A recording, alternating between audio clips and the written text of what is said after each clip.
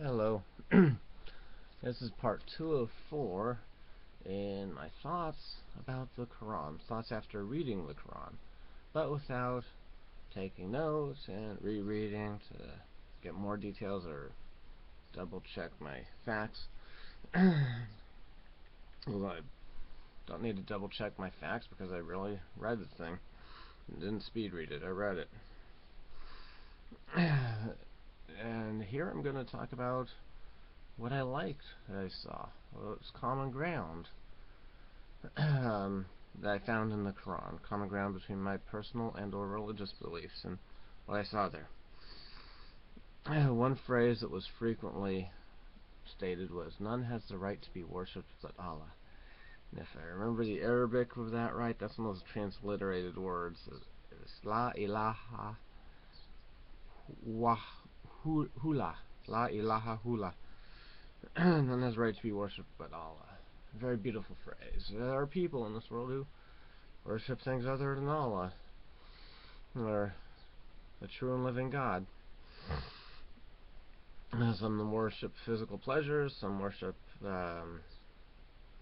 money, some worship idols, people who died a long time ago, who were sinners, who never told us to worship them, who God doesn't tell us to worship anywhere in the scriptures, anywhere in the Christian scriptures.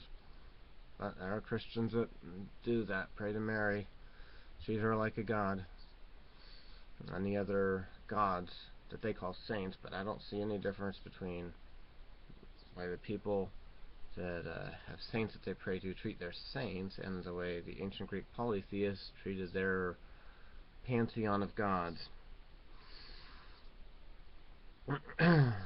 And the law of chastity is mentioned a lot in the Quran, and to the best of my knowledge, that's common ground between me and Islam. Sex is for husbands and wives only.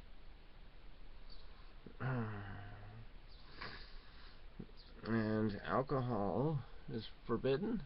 That was one of the things that stands out in my mind from my reading.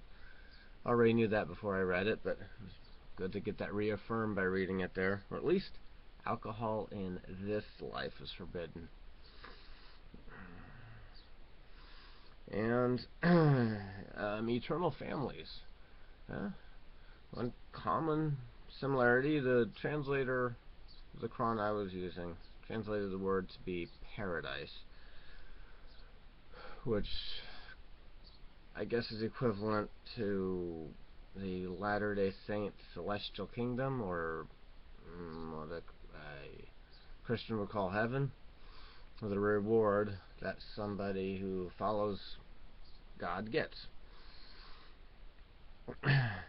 And there, in paradise, there will be eternal families. The pious will have their children and their wives with them.